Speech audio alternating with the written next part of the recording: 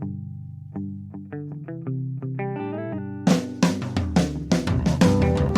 only real God is the one that you believe in. Start looking for the God in others. And if you find you're tuning into a wave, well then I don't know much about being saved. Hello, everybody. Hello, friends. Welcome into another episode of Spiritual Philos-o-Chatter with the Joneses. I'm Danny Jones. And I am Samantha Jones. And it's episode 54. Yep, 54. What is the title? This is the fear factor. Uh-oh. Yeah. It's important. It's important is. to talk about because you know what?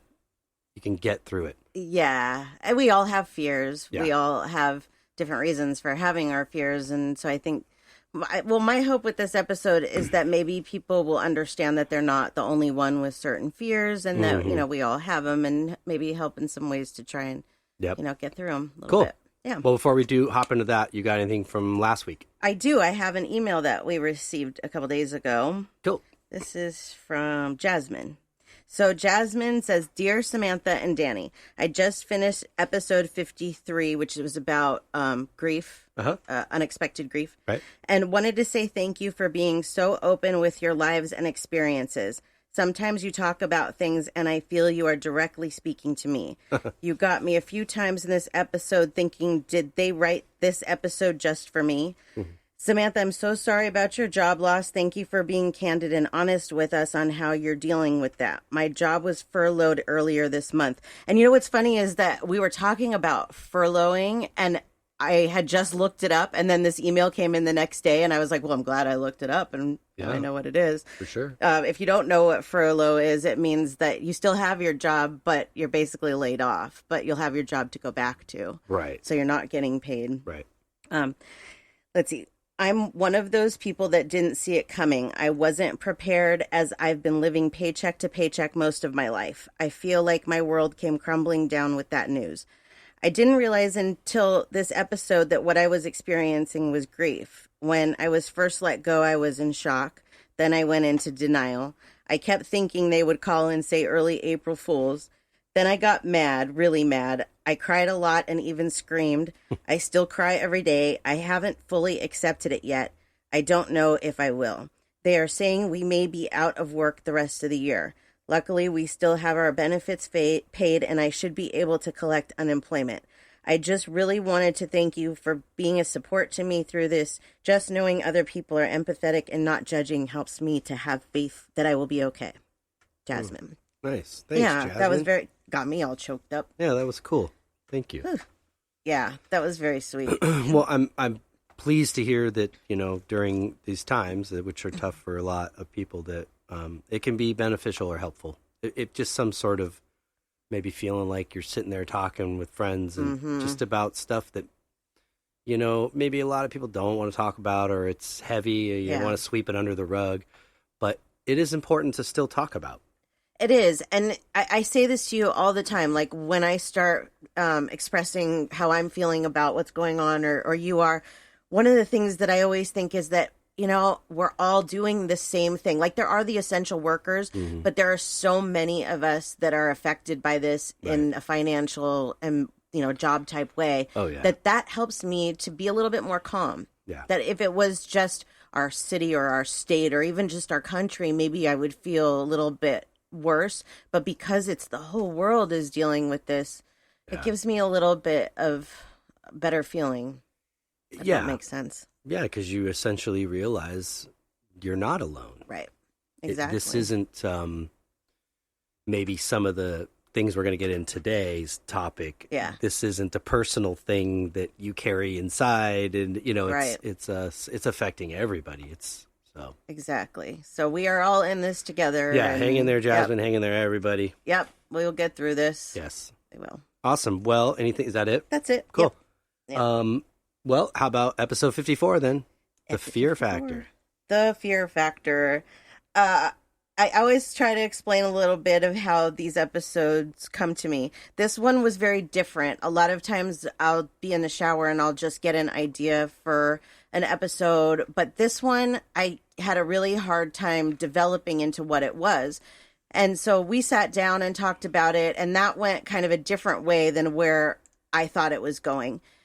And so when I meditated on that, what I realized was that a lot of the conversation that we had was about fear and about how what's happening is making us have so much fear that it's coming out in different ways.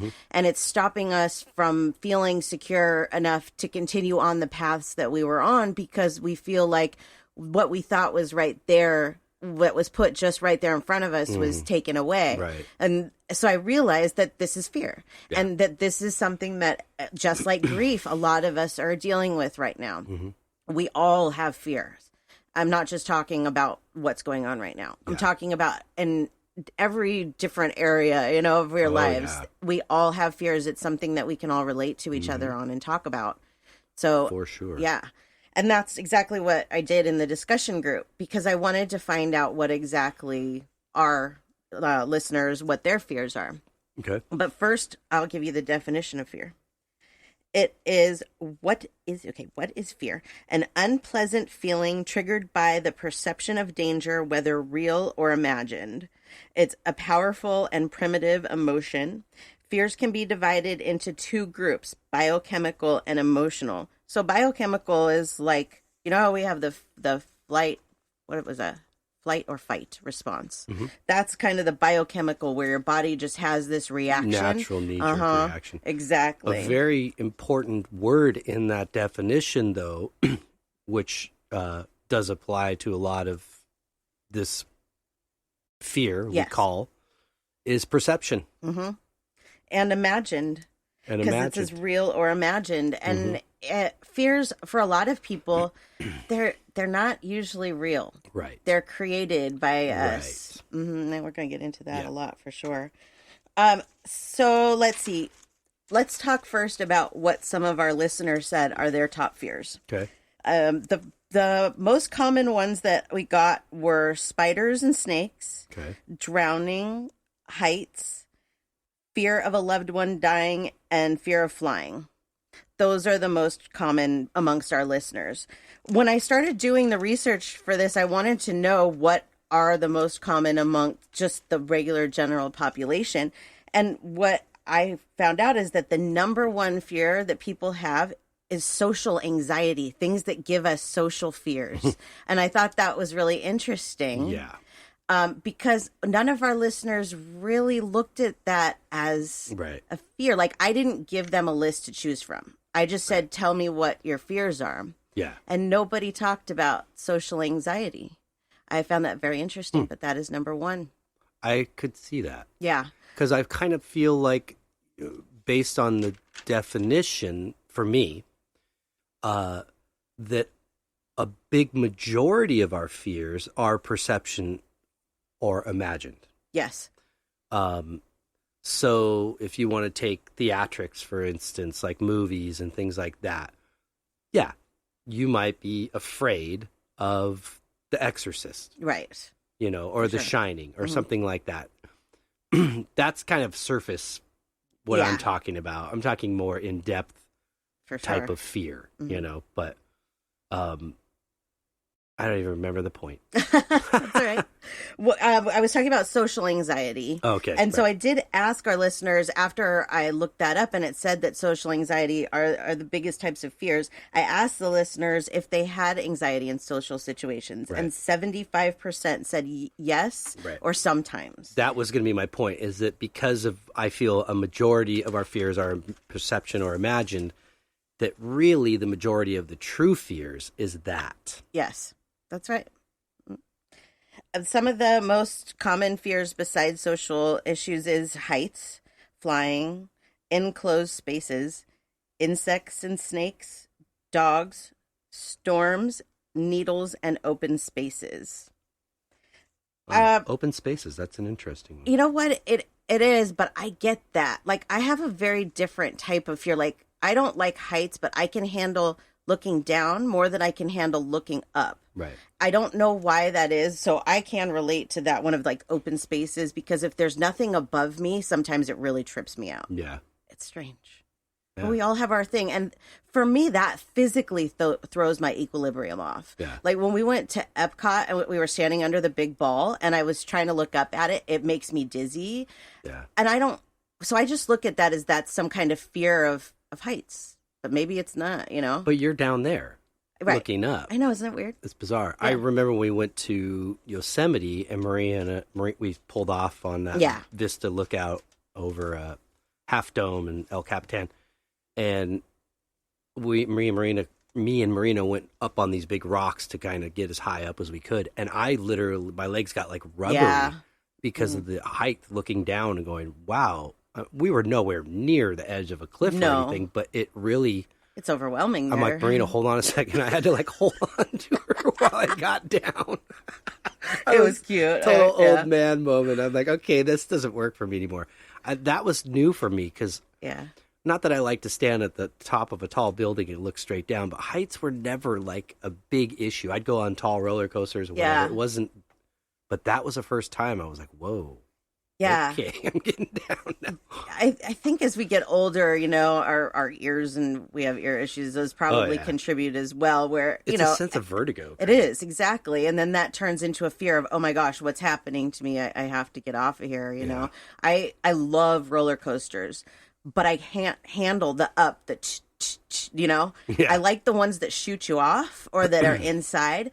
The ones that do that, the slow incline. That's playing on your fears. It's totally playing on my fears because I'm like, what if it gets stuck? This whole ride is super fast, except that going up the first hill, they can only move one little gear at a time to get you up there. God. And then there's one at Magic Mountain, that Goliath, that they stop you at the top when you get there and like make you feel like you're stuck. Yes. I would panic. I had huge fears of roller coasters as a little kid. And I didn't like it. Yeah. I remember my dad took my sister and I to Canal Valley Days and put us on this little roller coaster there. And I screamed and cried for my mom. I held on to my sister so tight. And as soon as we got off, she's all, don't ever make me go on another roller coaster with him again. But I got over it. Yeah. And there's certain ones I won't go on. But there's ones that I love. I probably couldn't do it too much now. Yeah. Jerk you around a little too much. But... Yeah.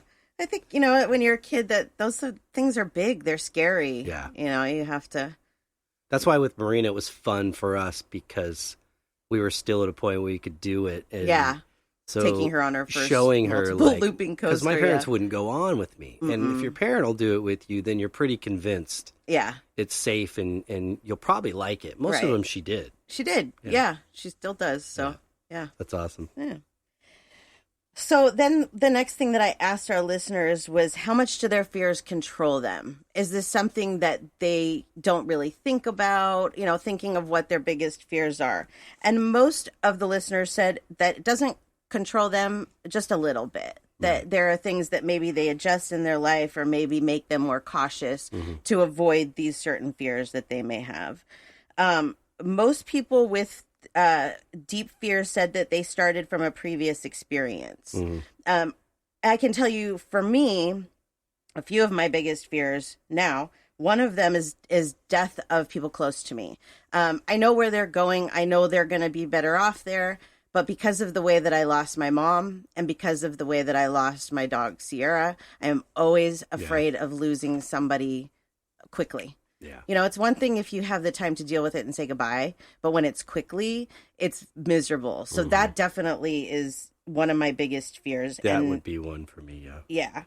Yeah. And lightning is another one too. That was one that it was a learned behavior because here in California, we don't have a lot of lightning and thunderstorms at all. But when I was a kid, I think I was like 10 or 11, there was the one lightning storm that I think I've heard here in California when I was a kid. And my grandma woke me up in the middle of it because the lightning had struck a field across the street and, there was a fire. And so she thought I would be safer downstairs. And because I had to go through that instead of just sleeping through it, it created this fear of lightning for me. So, and then I have reoccurring dreams of being struck by lightning. So, but as I've gotten older, I have been able to get rid of that fear for the most part.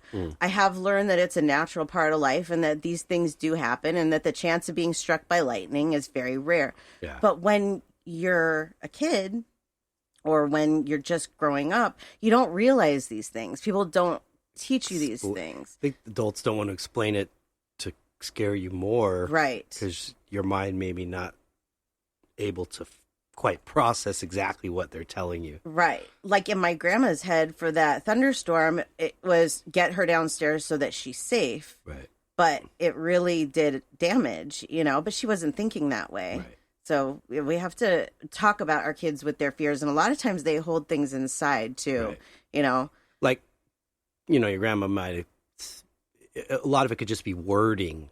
Right. That's exactly Maybe if right. she would have said, let's bring her downstairs where she feels more safe. Right, exactly. Not that there's any relevance to any danger Right. going on because there's a lightning, you're Right. inside, but Exactly. Yeah, it was a bad experience. And so I can understand others that said they have storm and lightning related issues. right. A couple of ones that our listeners said, Kate says that she experienced a tornado as a young child. And when I get stressed out, I have reoccurring nightmares of tornadoes. Wow. That's interesting. I wonder if my lightning nightmares are like when I'm more stressed. I'll have to pay more attention to that because she has a point there with that. And then Patricia said, I have a tremendous fear of claustrophobia, which is being enclosed. That comes from issues in childhood. Elevators and drive-through car washes are awful. Right. Elevators used to be an issue for me when I was a kid too. Right. And this is one of the things that I had to get over. And the way that I got over it was I was in Hawaii and my mom made me go up and down the elevator to, like, I can't remember what floor we were on, but it was pretty high. Right. By the time we left Hawaii, I was over that fear because once you do something so long that you realize that it's Right. not really a big deal, it can Right. help you conquer those. These those ones things. are more, a lot of what kind of we shared so far are sensory fears. Yes. Is that what this would fall under? Yeah, I think you're right. So they're based on geographical events or Right. things in the world. Right. I think back to what you were saying before about the social anxiety or that part and the fear, the amount of fear that plays a role in us, that's concerned is the other side that's not like the sensory fear. It's more, I don't know what category I'd be guessing, a subconscious fear, and that is fear of rejection, Right.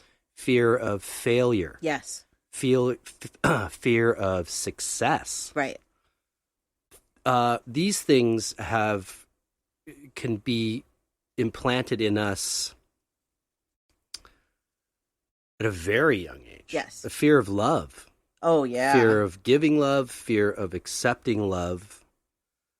These things can be planted in us, unfortunately, by unhealthy situations that we've been around. I was sharing with you about a really close friend that I lost recently, and he was always so scared and had a huge fear of like talking to girls. Yeah. And his whole life, and I would try to pump him up and just help him any way I could. Like, he was a very good friend of mine. Yeah. And he died never having a relationship, being a virgin, and that part kind of breaks my heart because he was such a gentle guy. Yeah. Such a lovely guy. And now that I'm older and I've been out in the world a little bit and I've seen the different kind of people that there are, I know that there was somebody for him. Absolutely. He was just really afraid to get out there and try afraid. and He was find that crippled person. by that fear. Yep. And I hadn't seen him for quite some time, and maybe about 7 years ago I got to see him one last time, and it was weird. It was like he was stuck there. Yeah. In high school, and like the things that he was telling me about his fears of, oh, I see this girl when I go at lunch.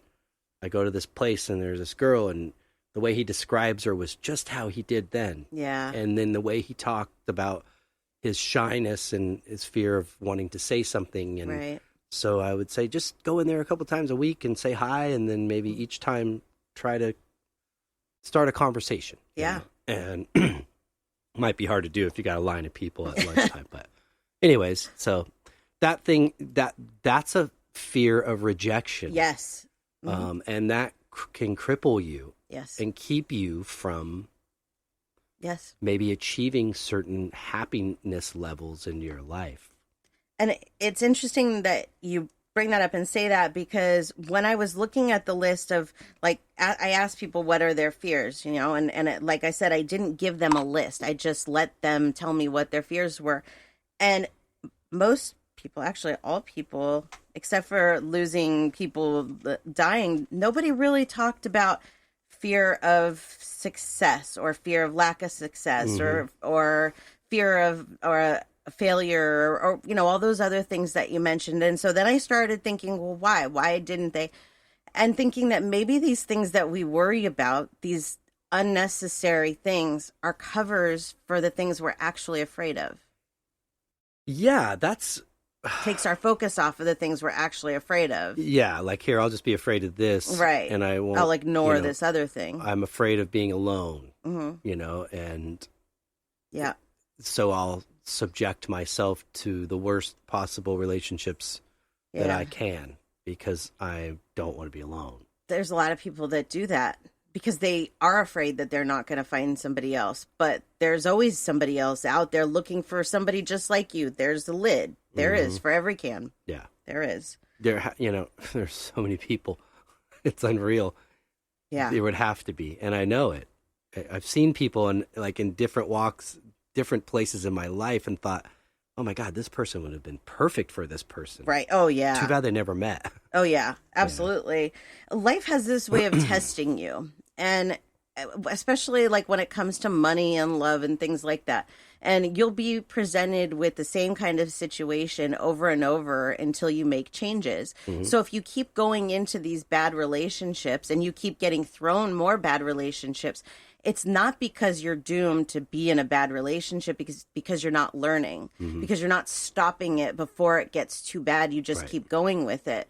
So, and this is something that I've really learned from doing all of these readings online, all these love readings, is this is really how it is. If you are in a bad relationship and you want to finally be in a good relationship, then you need to say, I'm not going to do this anymore. Yeah. And when you face that again, you again say, I'm not going to do this anymore. Yes. And then you'll be presented with what you want because you passed that test.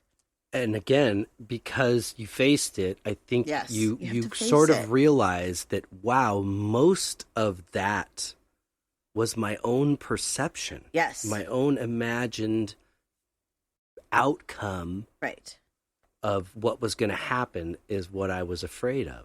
And that's so right. The fear can allow us to, like I said, even keep us from wanting to succeed. Right. You know, I don't know how I'm going to handle that if I actually achieve my goals. Right. So people won't do it. And then there's this, I'm afraid of failure. And that can maybe drive somebody to be a complete, total workaholic, ignore their family. Right. You know what I'm saying? So that can have a complete opposite effect, that type of fear. Absolutely. The fear of rejection, you know, if somebody's not going to accept me, you know, for the way I am, how I look. That's a big one in our society. It's huge. That's a messed up one. It is. That we need to get past. Yeah, we've created it. Yeah, we sure have.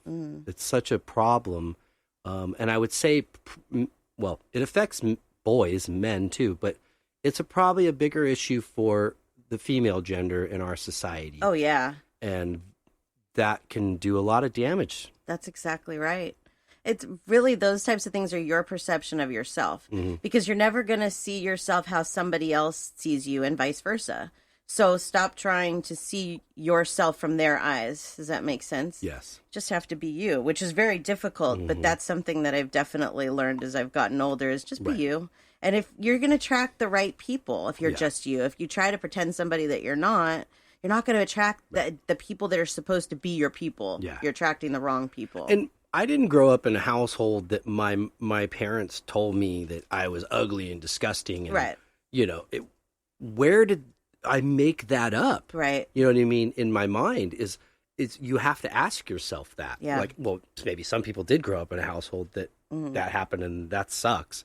Yeah. But for me personally, that didn't happen. Right. You know, I had a lot of aunts and females around me that, oh my God, you're so cute, the curly hair and the freckles and, you know, Casper White and But you were so self-conscious about I was it. self-conscious about it. You know, I saw the guy with the tan and the long straight hair and Me too. Yeah. that's what I wanted to be instead of embracing who I was That's exactly right. as a person. Now, sometimes with age that happens and you get wiser and older. And fortunately for me, I saw that. I realized that has very little. I used to have a lot of hair, first of all, curly, massive hair. And then when I got older, I grew it long and it was just out of control. And if somebody told me in high school, you're going to be bald as a cue ball by the time you're 20, you'll be shaving it clean, you know? Yeah. I thought, no way. Yeah. Not 20, a little past 20, but because that was such a part of me, my personality. Yeah, that you lost that. Or I don't know if it's personality, but just what I liked. And so, but then I realized how irrelevant that really is. Right. Now that I'm here at this point in life, we hear our daughter talk a lot about some of these social things with us, and we try to tell her that, just like my parents did, you know. And we didn't listen. Yeah. Yeah. So. Yeah, it's growing up is tough. The youth is wasted on the young, they say, because if I could go back and be Marina's age with the knowledge that I have now, it would be totally different. But that's the point. We're not supposed to have that knowledge as a kid. We're supposed to learn those things and grow from them, and that's we communicate a lot more with her about a lot of issues than our parents did with us. Yeah, and more honest. My mom was she would lie about everything to try and get me to, you know, she's like, I didn't have sex till I was married. Okay, sure you didn't. Right. But I heard that one until I was an adult. It was just a different time, you know, and that's how people did things. Right. Now it's a different time for us. So I had to look at the pros and cons of my growing up and what did I like and what did I not like. Right. And now it's my chance to sort of make that change within my life and my parenting in hopes that my child will grow up lacking some of those fears that I did. That's very important, I think. It's hard, but it's very important. Yeah. So on that list, another thing that surprised me was that people did mention losing loved ones, but nobody said that they were a fear of death itself for themselves. And so I thought, are they just not thinking on that level? So I asked that question, are you afraid to die? And 60% said yes because of what they will leave behind here. And 20% said yes because I'm afraid of where I'm going when I die. And the other 20% said no, either because they've accepted it, that they're going to pass, or they know they're going to a better place. I can tell you as a medium that anybody that's afraid to die, you don't need to be. Nope. There's nothing but beauty after this. Yeah. It's like going home. Yeah. It's like waking up from this nightmare. Yeah, exactly. You learn that this is the hell. So it is, especially and this is a beautiful now. hell. I'm not knocking it. God, thank you. But this is the test. So it's like getting up, leaving your family and going to work for the day. It's going home afterwards. Yes, that's exactly right. Yeah. It's like people want to know, why is there bad things that happen here? Why did bad things happen to good people? Blah, blah, blah. All of that fits in to the fact that this is life. And if we didn't have those things here, it would be just like the other side. And we have to learn things. And each of us has our own story through life. And everything affects us all differently. And so how we let that story play out is why these things happen. Right. And things will happen to you. Like, I was thinking in the shower today, I'm 42 years old. And from what I've been told, I'm halfway through my life. Exactly halfway through my life. And 42 years has been a lot of time. There's a lot that's happened in 42 years. Yeah. A lot of good, but also a lot of bad. And I think about, oh my God, do I have to go through that much bad again? You know, but that's life, and that's how you learn, and it's just the way why we're here. Thank you. So that for me, I think is one of the reasons that during this pandemic, I can stay more calm is that I do realize it's happening for not just one reason, but a lot of reasons. And it will unfold the way it needs to, and it will be behind us just like a lot of those other things in my previous years. Yeah.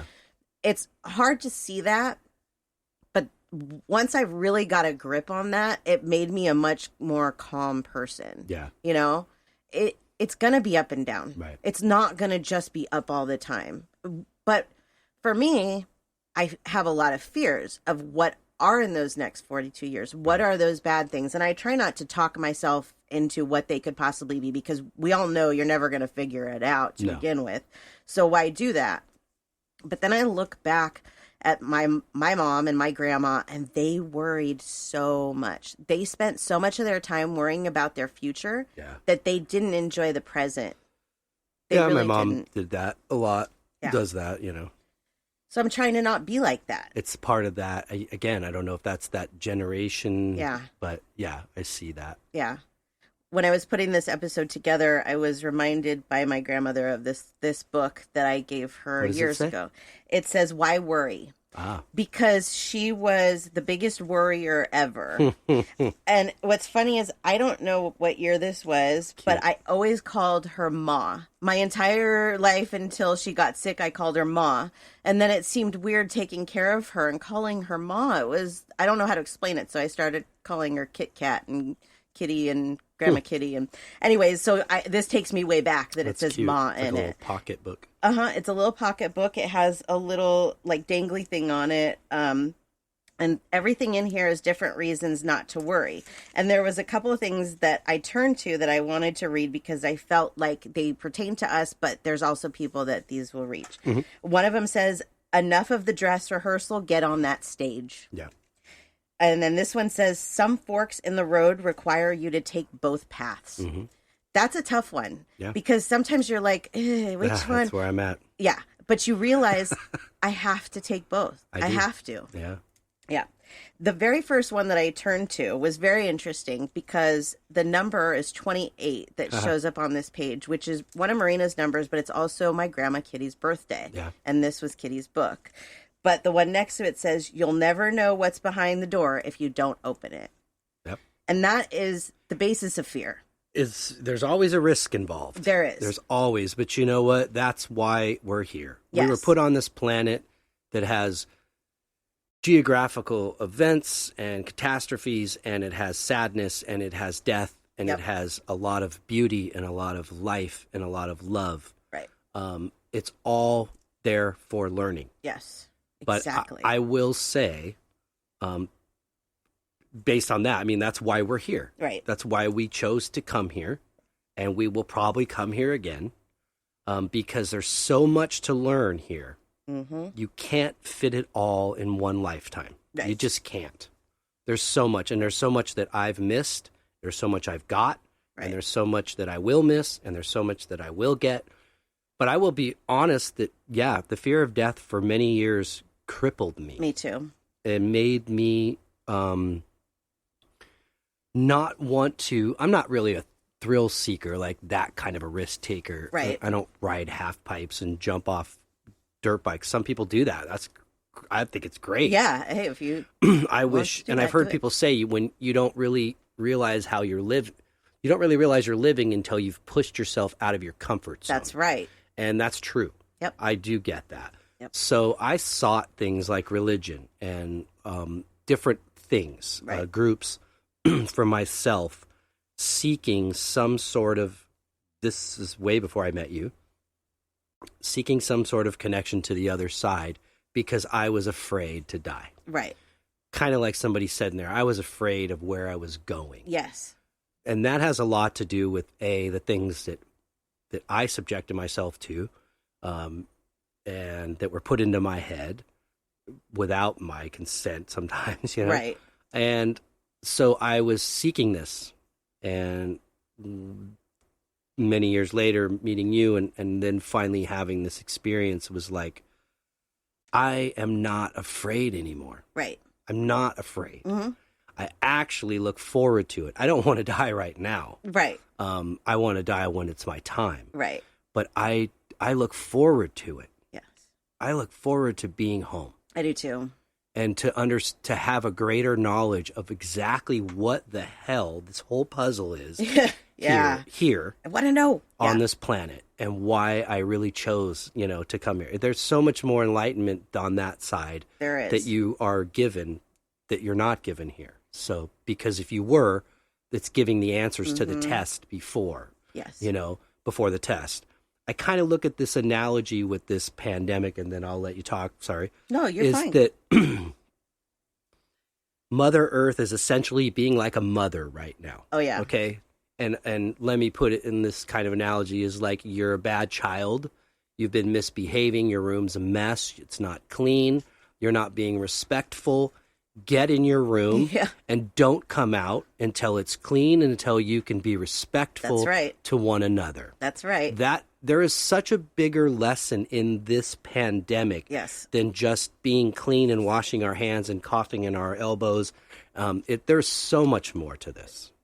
There is. And there's things that I've predicted over the last week that I don't want to get into here, but I feel like we're going to be, it's like a purging, that there's things that are going to start really purging themselves here over the next couple of months, things that need to be rid of from our world. And it'll be interesting to see how things unfold.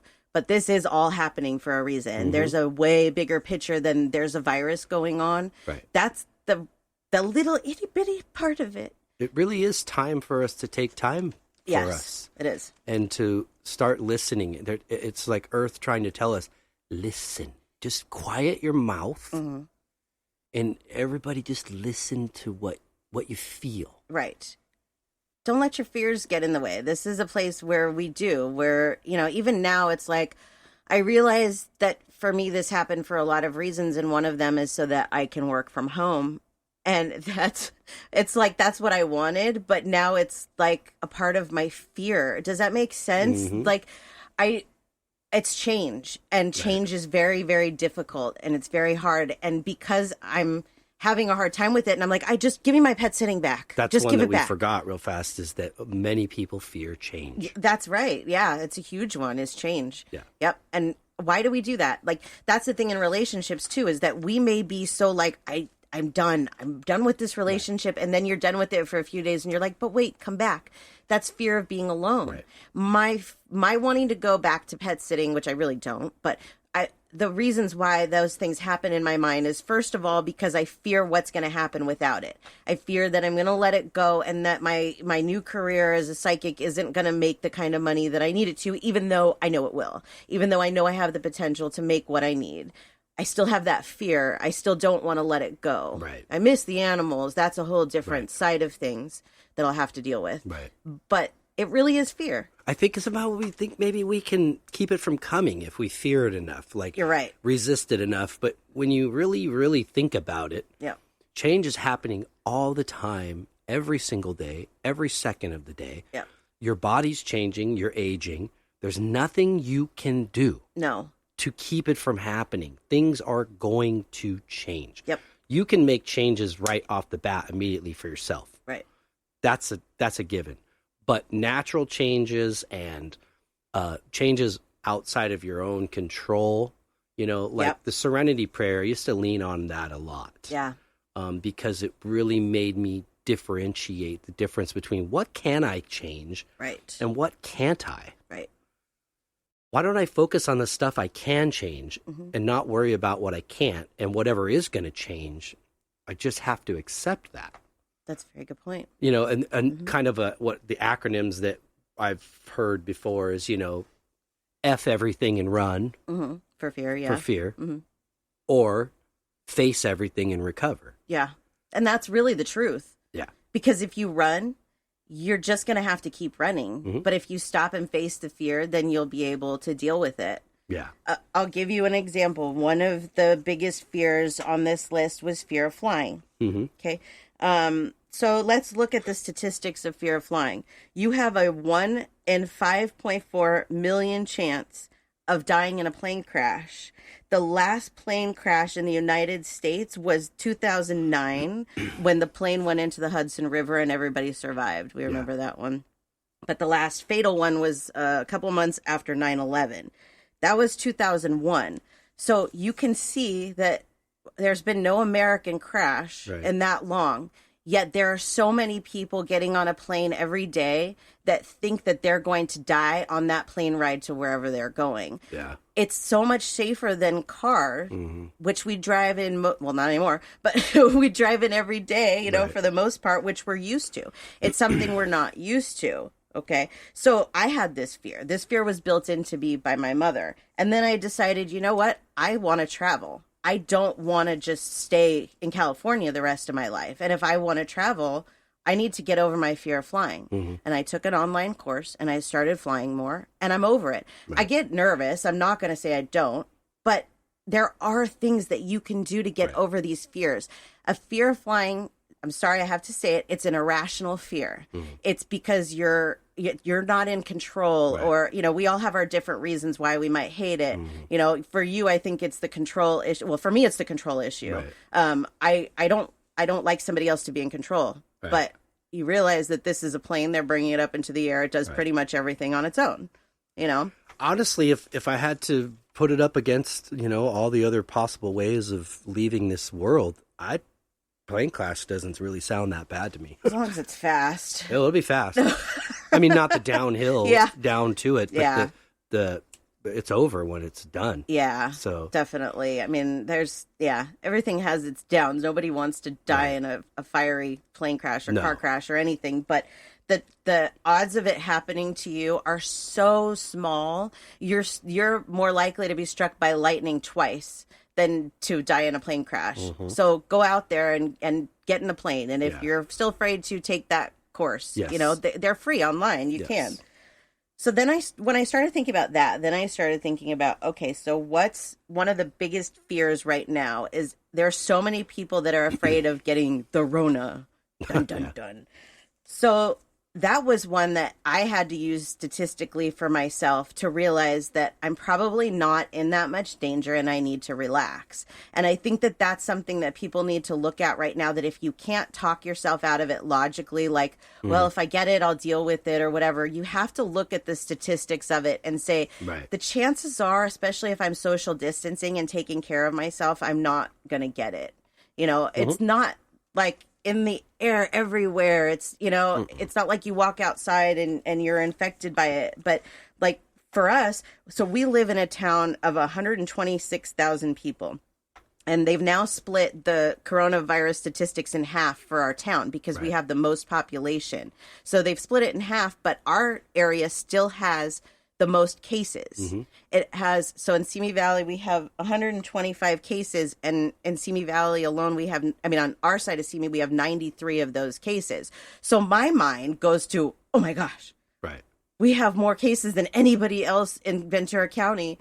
We must be at real risk. Well, no, that's not the case. I read an article today that said that we have the biggest population, and we have for a lot of first responders that live here. So you have to have like facts too. You can't let yourself get crazy with small things. Right. And you take a city like Oxnard. You know, let's compare it to a city like Oxnard, which I think was kind of in the running with us for the highest numbers for a while. Were, I don't know what they are now, but city of Oxnard's pretty big. Okay, city of Simi is 7 miles long, and I think about 4 miles wide. So there's a lot of people crammed in this little town. There is. And to the fact that they need to now split the zip codes to report the numbers shows that there's a lot of people crammed in this town. There is, absolutely. So, but another thing to look at with this, like I got our county numbers because this is just an example, but for example, there are 476 active cases in our county. 16 people have died. Okay, in the total county, there's 846,000 people. So 16 of that 846,000 have died from this. They've all had pre-existing conditions. Now look at what your statistics are.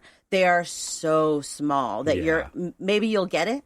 But to die from it, your statistics are so small that when you worry about it and stress on it, all you're doing is weakening your immune system. Yes. I mean, it's like, yes, be cautious. Yes. You know, have a level of worry that might be sensible enough that makes you just follow the protocol. Right. But letting the fear cripple you, Yes. that is something totally different. Once you talk yourself into something, it's really hard to talk yourself out of is. it. Even when somebody has logical solutions to it, you're still like, no, I'm going to be that one person. I'm going to be that, it's just fear can really, really cripple your mind. Sure can. Yeah. One of that popped out of me, if we can just rewind, is from the book that you shared. Something about just get on that stage or something. Yeah, this isn't a dress rehearsal. Yes, and this is, for me, like as an artist, as a musician, had I never taken the risk the first time when I ever tried to get up on stage and play in front of an audience, which I'm sure it sucked. That's totally okay. Well, yeah, you got to learn. You got to learn. Yeah. You can't be, unless you want to spend 20 years in your room by yourself and then step out and do it, and it might work. But Right. I had to take the risk. Right. You know what I mean? You did, yeah. To get where I am today. Yes. And where I am today is that, as far as I'm concerned, I play with some of the best musicians, if not the best musicians in this city Yeah, or I agree. county. Yep. All right. Like, and sometimes I want to pinch myself. Like, how did I don't belong here. How did I deserve I this? understand You know what I that, mean? yeah. Like, I'm not that good. And then I realized, you know what? No, I'm not an Eddie Van Halen. I'm not Yngwie Malmsteen, a virtuoso. I'm like a team player. Right. I fit where I know I fit. Mm-hmm. And I contribute to what I know I can contribute to. Right. Same thing with my art. Had you not pushed me, you need to do these. You need to do more of these and share these with people. Had I not taken that risk, Right. I'd still be sitting there with one piece going, I did this in like 1990. It's pretty cool, huh? I thought about doing more, but yeah. One day I'll do more. And I said that for 25 years to one of my really good best friends. I told them when I did that first one, I took it to an art exhibit at Ventura College. It was like a educational Olympics. And I got like a second place prize for it. Yeah. Or, a ribbon. Yeah. And I was shocked. I was like, wow. Yeah. And I said to my best friend who went with me that day, and two of them, and I said, one day I'm going to do like a whole series of my favorite musicians, just people that I love. Yeah. And I swept it under the rug for 25 years. Yeah. Because I was scared. Mm-hmm. Why was I scared? I just had a great response. Right. Yet I was still crippled by fear. Right.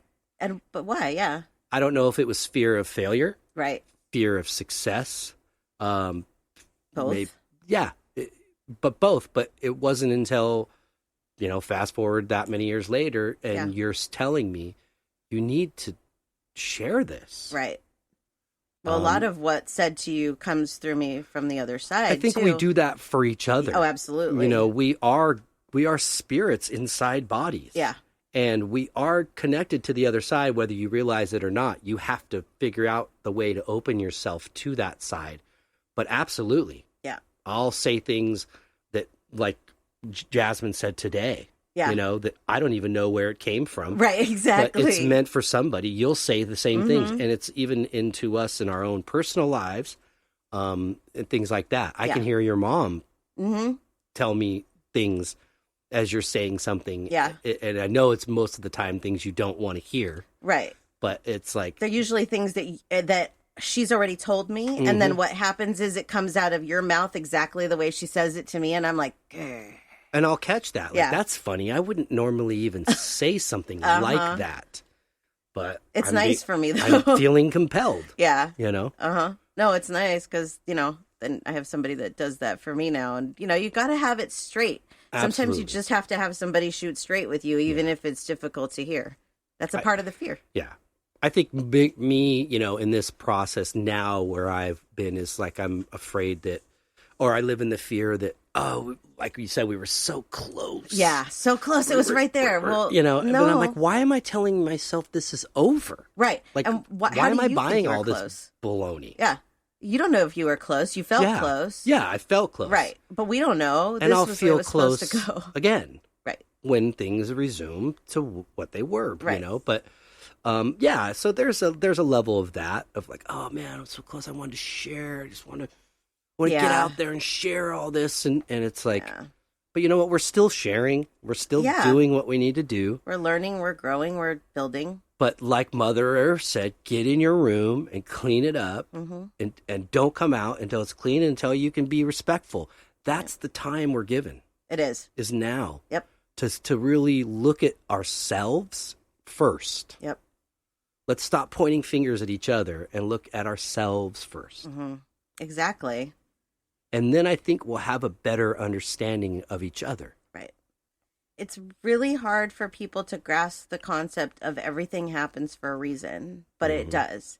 This is happening for a reason. We may not know what that reason is 100% right now, but we will. We will someday. It has to unfold. We have to let this story unfold, and that's where our fear kicks in, is that we don't know where it's going to go or how long it's going to go on for, or how long it's going to impede our lives. But you know what? We will get through it. You made a great point there, though. It's a story. It is a Mother story. Earth it has a story, and she's alive, we're alive, and we are all part of this story. It's a big part of our story. Like, I've talked so many times about writing books, and there will definitely be books that will be about my life in general. And this is a good part of it. Like, I didn't see this part coming, but in a book about my life, you throw in a pandemic and it's like, whoa, you just shot it up there, Right. So like, I'm kind of keeping track of everything that's happening because, one day this will be history. And we'll look back on it and be like, we lived through that. It's crazy. Yeah. So the last thing that I wanted to talk about is how to get past your fears. Because our fears a lot of times do stop us from living. They do. So I did a little research on this, and because we're just as much along with everybody else, we just both need to learn how to deal with our fears as well. Still learning. One of the things it says is understanding the fear. So recognizing that your fear is worse than the reality. So for example, if you're afraid of black widow spiders, most likely you're not going to get bit by a black widow spider. Right. But a lot of what might be in your head, what you think, might just be in your head. I had a friend recently last week that was bit by a black widow spider. And she was, a little uncomfortable for a day, but no big deal. Right. When you see something like that happens, not that I want to get bit, but it calms you down a little bit. You need to be realistic. You need to face those fears and realize that, will this happen? Maybe, probably not, Right. Don't let that control you. No. Talk about your fears without holding back. There's fears that I have that I won't talk about to anybody else but you, because I know that they're crazy. But you have to talk about them. Yep. You have to get it out, because if I just sat here and held it within myself, it would be worse. But when you talk about it, when you hear those words come out of your mouth, a lot of times you realize that sounded stupid. Yeah. Why am I afraid of that? And it does help you. It feels like it's holding mass, like space inside of you. Yep. So when it comes out, all of a sudden you feel like there's like room inside of you. Like, oh, I'm not carrying that around anymore. Yep. Exactly. And you're right. You do hear it usually and go, and that sounded like the stupidest thing I've ever heard. Right. Exactly. Like, wow. Okay. That's, yeah. There's some fears that we have that are just totally irrational, and we realize that, and we don't know how to get past them, and we may never. Right. You can't beat yourself up for that. There's always going to be those, but there are those ones that are irrational, and you can deal with them, and you can live a better life if you deal with them. Right. Think long term. So when you worry about something, or when you have the fear of something, and you're like coming up with all these different scenarios in your head, one of the things that this article said to do was to stop and to think about, am I bettering myself with this, or am I making the situation worse? And I've done this on different things for a long time, so it was kind of cool to see this in this article. Yeah. Is really stop yourself and say, I'm not doing myself any good with this fear, and redirect it. Because the more you play into it, like with me, used to be a hypochondriac, and I would like read everything that I could. I was just playing into my own fears. It wasn't helping. No. I thought it was helping, but it was really just making it worse. Yeah. You have to think long term. Sure. Educate yourself about the facts of your fear. We talked about that a little bit. Spend time with people that will help you face and conquer your fears. Especially, if you have different things that you've been held back on that you want to experience. If you want to, let's say you want to skydive, but you're afraid of heights and you know people that skydive, that's great. Right. Let them get that fear out of you. Let them, do those things with them. Because, you have this chance to live this life. Yeah. And that's also with finding good friends, because we had mentioned earlier that the people that are your people, you'll be attracted to them for similar things. You'll have similar things in common. Get help. If none of these other things have help, there's always therapy. And that can be very, very helpful. Yeah, because like you said, just you're in an environment that's, it's confidential, it's safe, it's one-on-one, and you can get these things out. You can hear yourself say them. Right.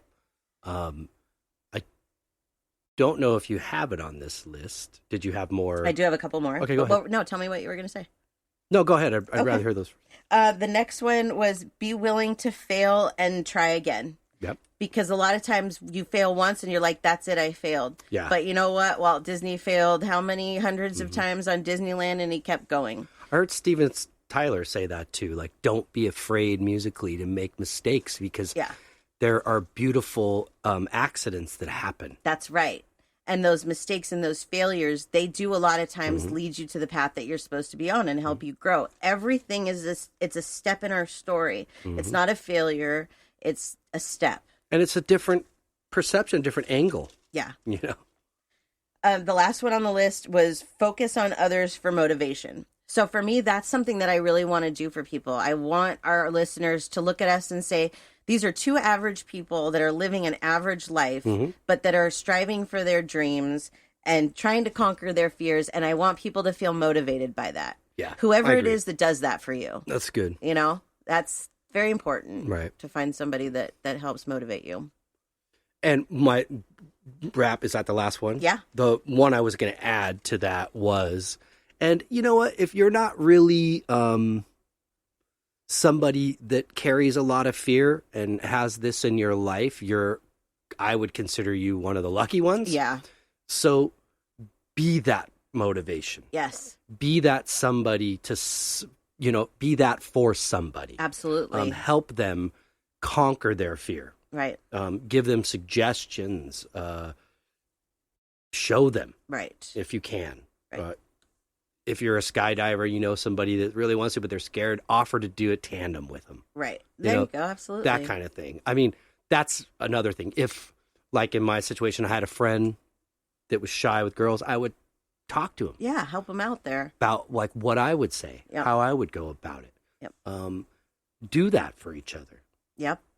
Because even if you're listening going, I'm really not crippled by fear a whole lot in my life, you can still play a role in this. You can still help. Absolutely. You could be a very big role model to somebody, just by your experiences, for sure. Like, I've taken a lot of risk in my life. I feel that it's important, because if you don't take it, you don't know what's going to happen. And a lot of those risks that I've taken, especially business-wise, I've had people say to me, I envy you and how you just go out and get what you want. Yeah. Like, I wanted to do tours at Disneyland. I did tours at Disneyland. Yeah. I did it for a few years and I was over it. It wasn't a lifelong thing. But you know what? The fact that I was able to do that, it was something I never thought I could do. I did fear getting it started. I didn't think it would work.